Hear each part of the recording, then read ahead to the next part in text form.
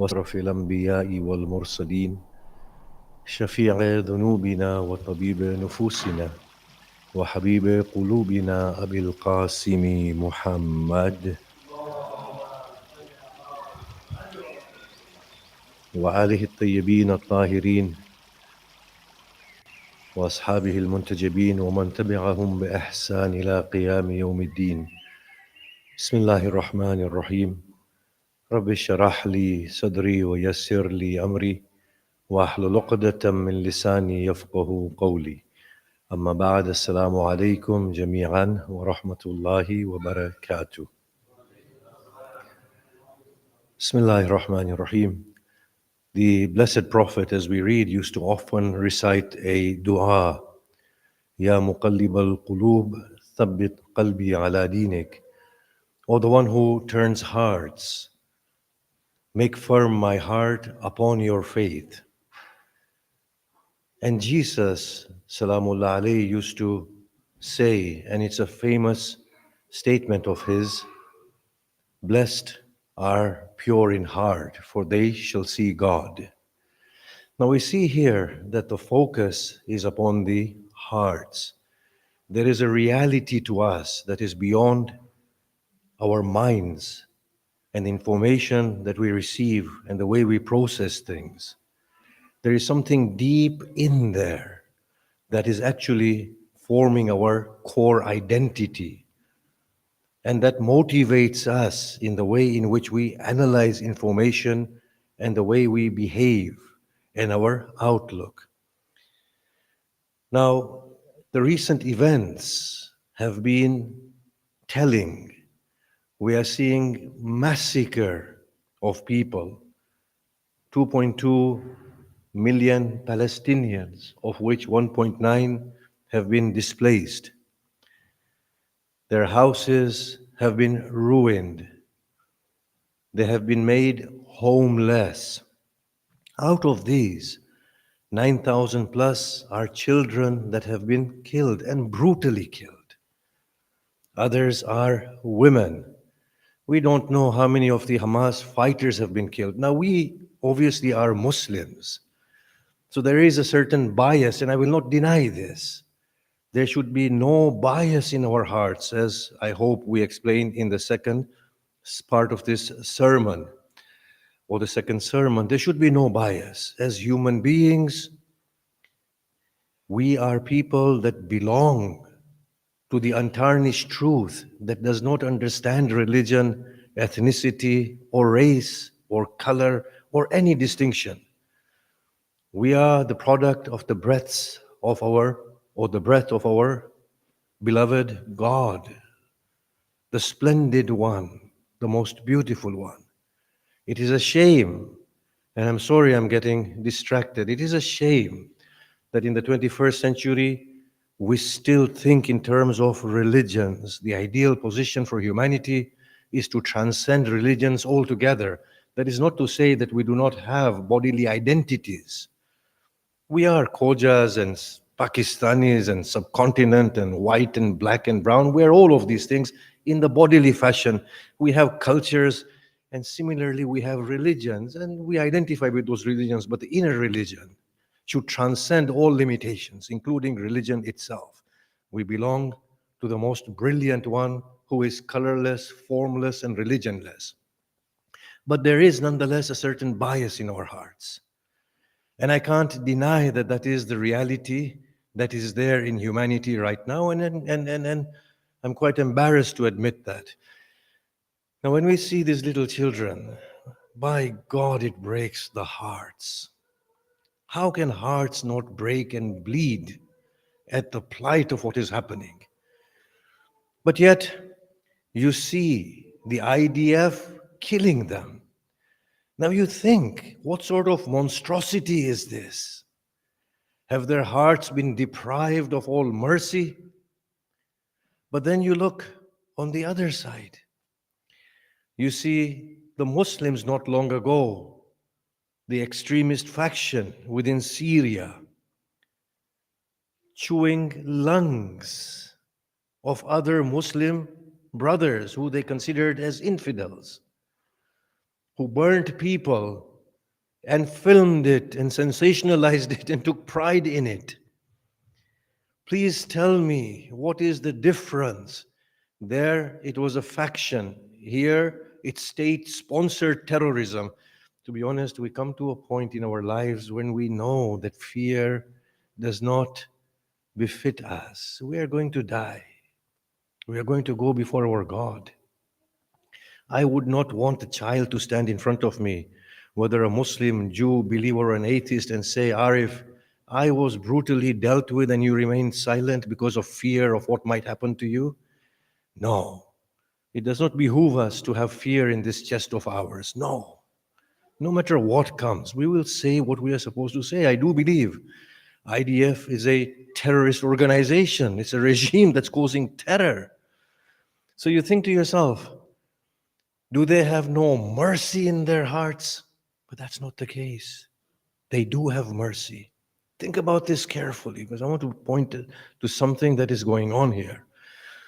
When you see the Israelis who have lost their dear ones or whose family members have been taken as hostages, see how they are crying.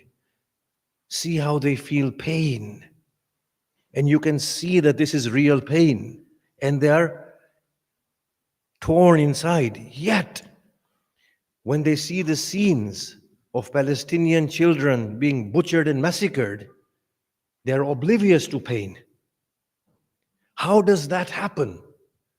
That you can pain for one and not pain for another?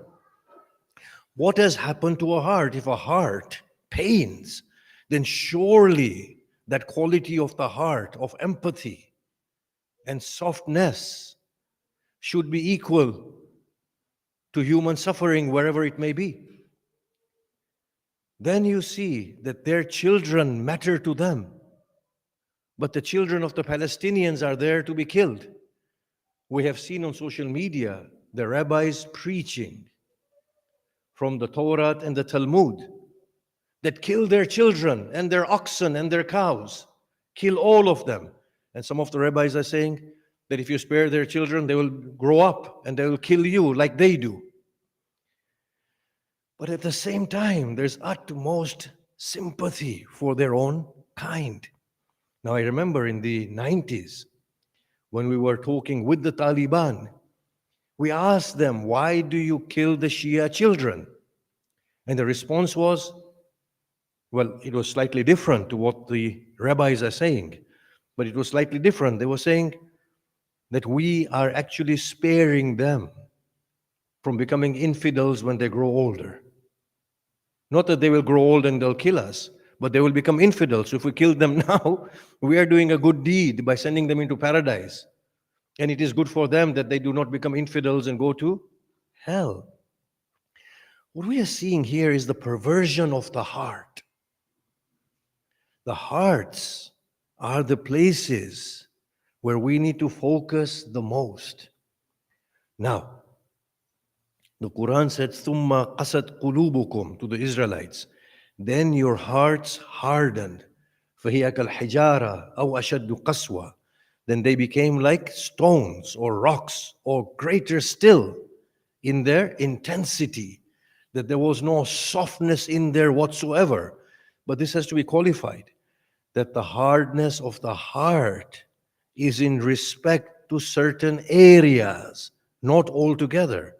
Because the hearts do pain at the suffering of one's own, but they become hardened in relation to the sufferings of others. Now, before I go on, the noble Jewish people are not to be equated with the people that are killing the Palestinians. They are marching, they are protesting, and it's a great shame that anti-Semitism is on the rise, and it was expected. It was expected that this would happen. But I'm quite proud of the Muslim community. We are not the same as we used to be in the 90s. I remember in the 90s, the Muslims used to curse the Americans, the British, the Israelis, and the Jews. Now there is more nuance, more understanding. They've become mindful that the Jewish people are good people. The American people are good people. The British people are good people. But what you see here are two different things. There are people who have no sense of mercy in their hearts, and they are divided into two. Either those who are in Israel, who have no sympathy for the Palestinians. And when person has no sympathy for another one, you feel, are they even to be blamed? Do they even have the aptitude of feeling anything? Can you see that? But the biggest criminals are Biden and Sunak and their like, whose hearts are just sealed. These people's hearts are just sealed when the whole nation has risen, is horrified, and saying, put a stop to this massacre. Yet Biden and Sunak will support Israel in its campaign to clean Gaza and to wipe it all off. These people are radically different to the people in Israel. These people have their own agendas. And it is amazing when the Houthis have blocked the Red Sea channel that Sunak now is calling and Keir Starmer are calling for sustainable ceasefire. The thing is, 9,000 children being killed wasn't enough for these people to take note that far too many civilians have been killed. But 9,050 is a golden figure for them to awaken suddenly. Does that make sense to anybody? These people would not care less whether these people who are being killed are Jews or Muslims or Palestinians or Israelites. They have their own agendas, and we all know this. These are godless people and heartless people. Even Trudeau of Canada, you could see hesitation on his face. There might be some heart left in that individual, I don't know. But until now, he was saying, we are fully supporting Israel. It's right to defend itself. And then suddenly, after the figure rose to 7,000, he said, there are too many civilians being killed. So what? 2,000, 5,000 weren't enough for you? 5,000 little children weren't enough for you? Think about this. These hearts are perverse hearts. But I want to talk about the people of Israel a little bit. So the Quran says about the mu'mineen, إِنَّمَا الْمُؤْمِنُونَ الَّذِينَ إِذَا ذُكِرَ اللَّهُ وَجِلَتْ قُلُوبُهُم. The faithful are those, when Allah is mentioned, their hearts tremble in awe. But then you see these people, they say, no, our God commands us to do this. How can you have such perversion in the hearts? And I'm saying, this is common, not only to the people of Israel, but to people of every faith who are religious people. Now, the Quran does talk about the chosen people. Inna Allah astafa Adama wa Nuhan wa ala Ibrahim wa ala Imran. Allah has chosen Adam, Nuh, the progeny of Abraham and the progeny of Imran upon the people of the world. And Allah also says to the Israelites, أَنِّي فَضَّلْتُكُمْ عَلَى الْعَالَمِينَ, in several places in the Quran, that I have given you preference upon the people of the world. Now look at the way these verses are understood. That God has chosen us, we are the chosen people of God. And therefore we can kill the other people. And this is their perverted mentality. And the Quran recounts this mentality. لَن تَمَسَّنَا النَّارُ إِلَّا أَيَّامًا مَعْدُودًا. The fire will not touch us, save for a few days. لَن يَدْخُلُ الْجَنَّةَ إِلَّا مَنْ كَانَ هُودًا أَوْ نَصَارَى. No one will enter paradise, save the one who is a Jew or a Christian. نَحْنُ أَبْنَاءَ اللَّهِ وَحِبَّاءَهُ. We are the children of God and His beloved. When the hearts are perverted, the notion of the chosen one is interpreted with arrogance. And then that reinforces the hardened state of the heart. We are seeing right now that most of the people who are talking, and we see this on social media, they're saying, we are the chosen people. Now, if we are the chosen people, then we can do away with people who are less than us. This is the state of arrogance. This is not confined to the Israelites only. It's there within Islam. The Shias and the Sunnis, we all feel we are the chosen ones, the Sayyid and the non-Sayyid. All these distinctions are squarely based on this nation, on this notion that we are the superior ones. And we can therefore look down upon the other, the Brahmin and the untouchable within India. It's the same sickness. Why would God do such a thing? Issue such verses that cause such perversion? You see, God did not. He did not. The whole intention of Allah is different. You are chosen with the responsibility to be God-like. When God chooses somebody, does He choose somebody for the traits of the devil, or does He choose people for the sake of their godliness? Think about this. If God chooses us here, then does that mean that we behave unrighteously and in a way that is ungodly, or does He want us to behave in a godly fashion? Quran clarifies this. Kuntum khayra ummatin ukhrijat linnas ta'muruna bil ma'ruf wa tanhauna 'anil munkar. You are the best of people raised amongst mankind. At that point, obviously, you exhort to good and you prohibit from evil. When God chooses a people, He has chosen them to lead by example. And what example? A godly example. And the Jewish elders have actually stated this, that they have been chosen to lead by example. Not that they behave arrogantly. The Jewish masters are saying this, that it should humble the soul to say that I've been vested with responsibility, that I have to lead by example and bring people to God. وَمِن قَوْمِ مُوسَى أُمَّةٌ يَدْعُونَ إِلَى الْخَيْرِ. And from the people of Moses was a group who were calling to righteousness, exhorting to good and prohibiting evil. And the same command has been given to Prophet Muhammad. فَلْيَكُنْ مِنْكُمْ فَلْتَكُنْ مِنْكُمْ أُمَّةٌ. Let there be a group amongst you, O Prophet Muhammad, who call to the good. Now think about this. When you look at the people in Israel, you can feel sympathy somehow by saying that their minds are so messed up, that their minds are so messed up. It's been drilled into their heads that you are the chosen ones. You are the favored ones of God. And the chosen one means that you can do away with the rest of the people because they have no value. They have never awoken to the intuitive truth that the chosen one of God respects the creatures of God and holds them equally, not to transgress upon their rights. Of course, Israel has no legitimacy. I'm not saying that Israel as a state has no right to exist. It does have a right to exist, obviously. We all know that. Nobody can doubt that. But I'm saying it has no legitimacy until the inhabitants of that land wholesomely give them consent. And they are ready to give them consent if we can establish a one state or two state solution. They're all happy to do that.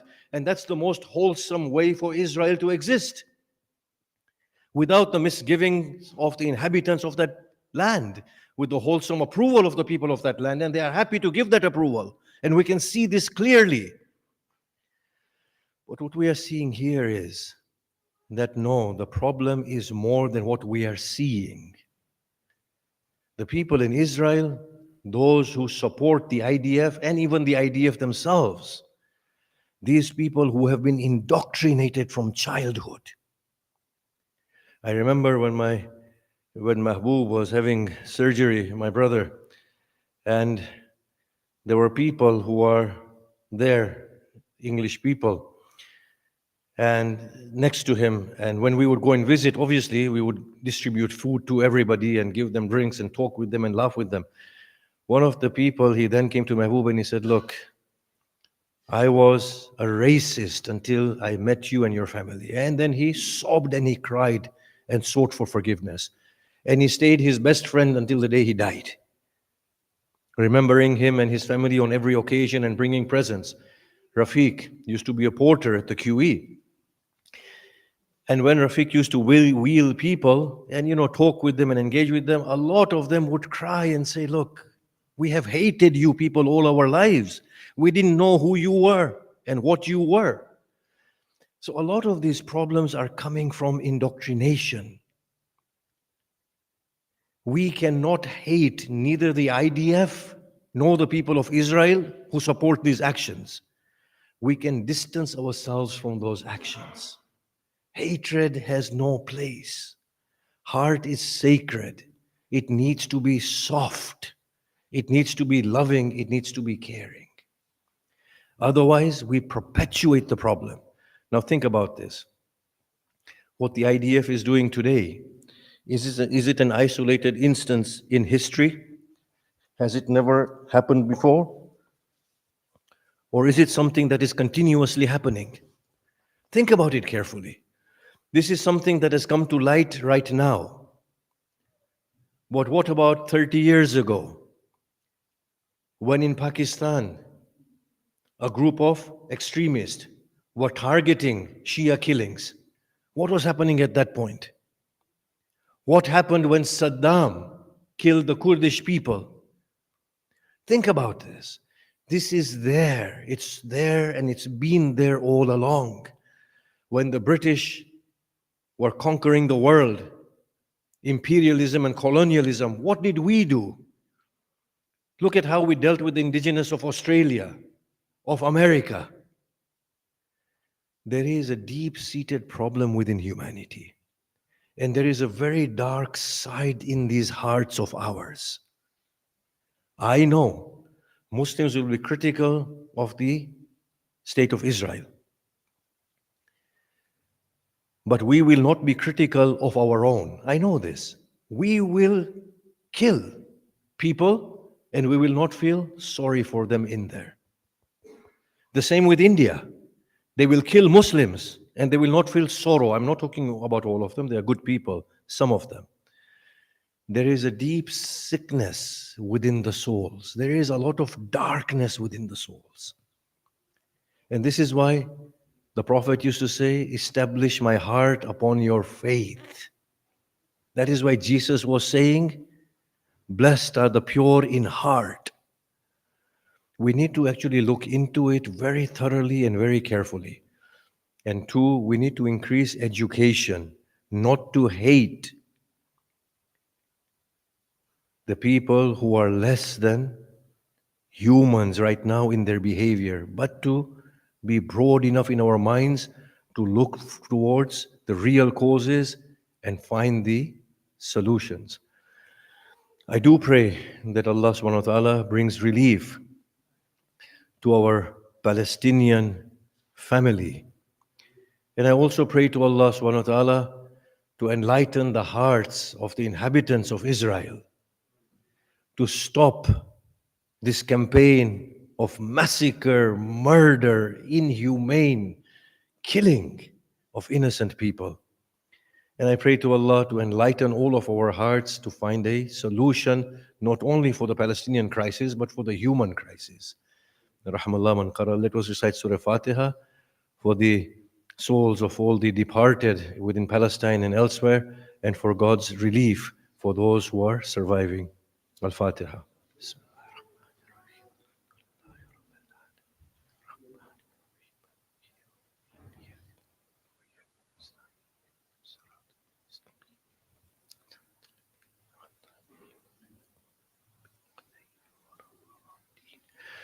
بسم الله الرحمن الرحيم إنا أعطيناك الكوثر فصل لربك وانحر إن شانئك هو الأبتر.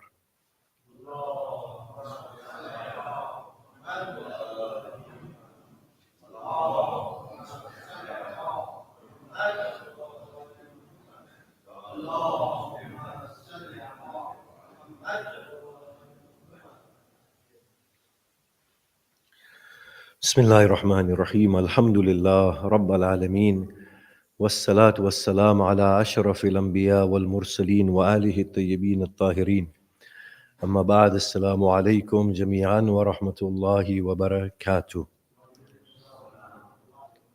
Bismillah ar-Rahman ar-Rahim. If we look closely into the life of Jesus, salamullah alayhi, we will see that he was actually addressing the essence of humanity. He was saying that we need to pay more heed to the inner being rather than the outer being. The people that he was born into, the Jewish community, were very, very formalistic. And through their forms, they were justifying their godly actions and attitudes. And he, on the other hand, was saying, no, look inside. Now, you find that story, and I will take a few minutes today, where he went to somebody's house. And the custom was that when somebody comes to you as a guest, you remove their footwear and wash their feet and clean their feet. Now, the man who had invited him, from what I can remember of what I had read, did not do this. And he was suspicious as to whether Jesus was a prophet or a Messiah. There was no question of him being a son of God in their minds at all. In any case, there was a woman known for her profession. She came and fell at the feet of Nabi Isa. And tearfully she wept, and her tears fell upon his feet. And she cleansed his feet, and she dried his feet with her hair. And Jesus gestured that God has forgiven you. Now this man looked at Jesus and he said, now I have no doubt that this man cannot be a Messiah or a prophet. And he said something, so Jesus turned to him and he said, imagine if there are two people, both owing debts to somebody. One owes 100 coins and the other one 5,000 coins. And if the owner of the debt were to forgive both of them, who would be more grateful? And he said, obviously the one who owes 5,000. He said, I came to your house.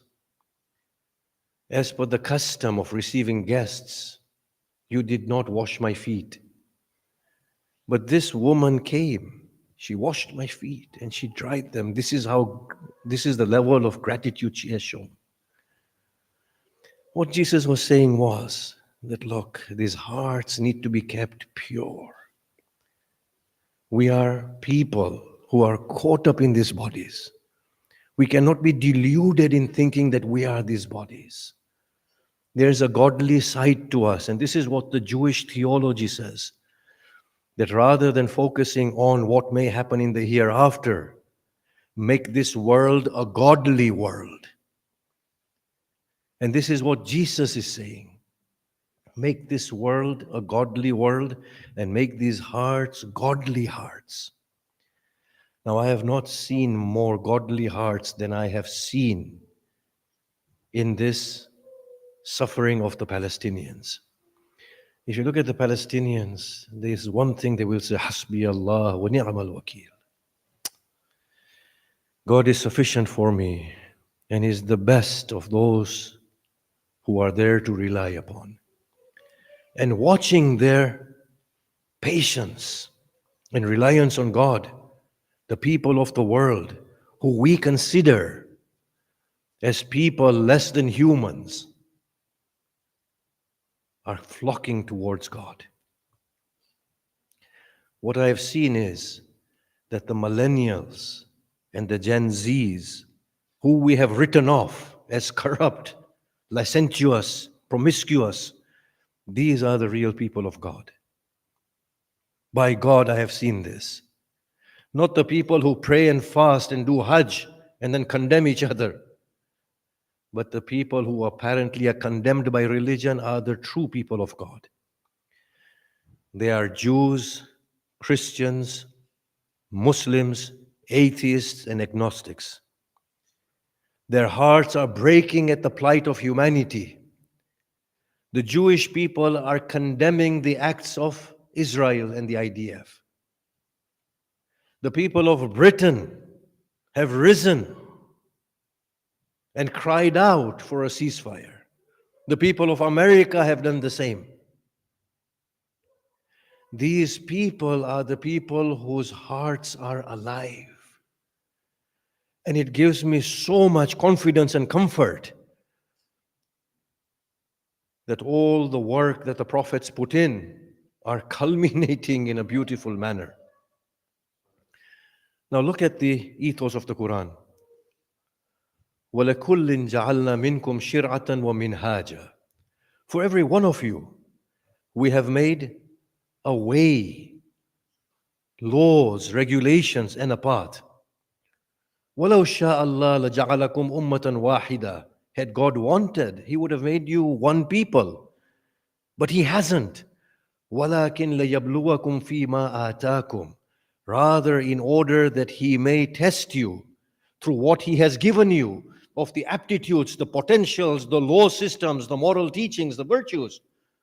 فَاسْتَبِقُوا الْخَيْرَاتِ. Race each other in doing good and virtuous deeds. إِلَى اللَّهِ مَرْجِعُكُمْ جَمِيعًا. To Allah will you all return. You see, God's plan was always this, that there is no distinction by way of religion. You are all one people in essence. I have given you different circumstances, different aptitudes, different religious identities. What is my aim? God is saying, my aim is only to see which one of you will be most virtuous and raise the other in virtues. The whole plan of God is raise each other in virtues and goodness, not condemn each other, not become arrogant from within and say, I'm better than the other, for then you are the devil himself. And look at the religion of God. We have created you from a man and woman. We have made you different, so that by mutual interaction you may learn. إِنَّمَا أَكْرَمَكُمْ عِنْدَ اللَّهِ أَتْقَاكُمْ. The best of you in the sight of God is the one who is most God-weary or God-conscious or most virtuous. The one who embodies the virtues of God in the most accurate manner. That is the whole aim of God. And of course, who would want to believe in a God that favors one over another?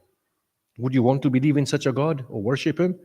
Such a God is not worthy of worship. Think about it. I said I'll take a few minutes and I'm going to stop soon.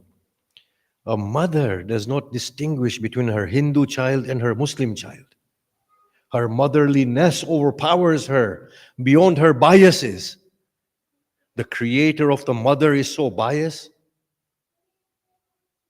Does that make sense to anyone? Or can that make sense to anyone? If God were to favor white over black, He is not worthy of being God. If He were to favor a Muslim over an atheist, He would not be God. God is above such pettiness and such things. In there is the light of God. But together with the light of God, deep in there is a deep-seated perversion within humanity. And the whole aim for us is to address that level of perversion that lies deep within us and all of us. I'm going to finish with this note. It is easy to condemn America and Britain for not calling for a ceasefire. It is very easy.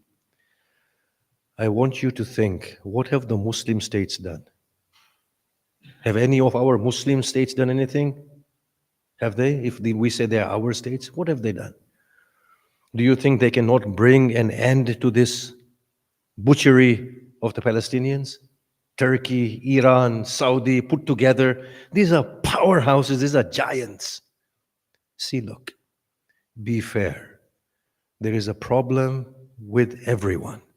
Everyone is looking after their own interests.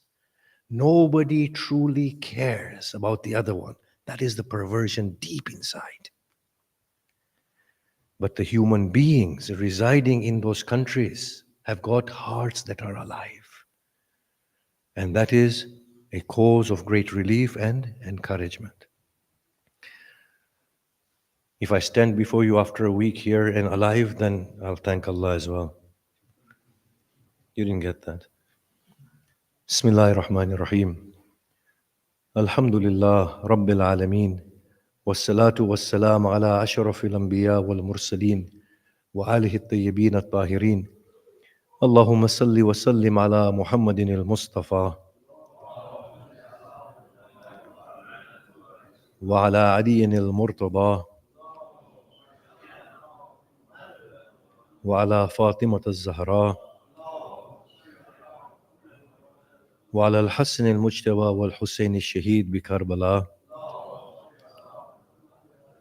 وعلى علي بن الحسين ومحمد بن علي وجعفر بن محمد وموسى بن جعفر وعلي بن موسى ومحمد بن علي وعلي بن محمد والحسن بن علي وحجة الله بن الحسن القائم المهدي المنتظر اللهم عجل فرجه وسهل مخرجه واجعلنا من أنصاره وأعوانه والمستشهدين بين يديه. بسم الله الرحمن الرحيم. قل هو الله أحد الله الصمد لم يلد ولم يولد ولم يكن له